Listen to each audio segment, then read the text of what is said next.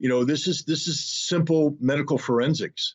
When you have a dead body, you subject that body to a forensic investigation, inclusive of an autopsy, that should be able to show the time of death, the mechanism of death, and if the body had been moved to that location, or if that's the place where they died. If the Ukrainians are making these allegations, one would hope that they would carry out these kinds of investigations, these forensic investigations, and provide that data to corroborate these allegations they made. The fact that Ukraine hasn't presented this data and instead went forward with a narrative based solely upon video evidence of unproven provenance, to me is a clear indication that what we're seeing may not be reflective of the actual truth on the ground.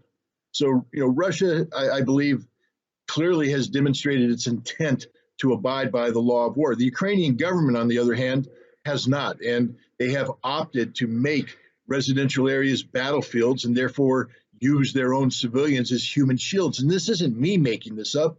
This is the Washington Post, which is notoriously pro-Ukrainian, having to admit what the facts on the ground are.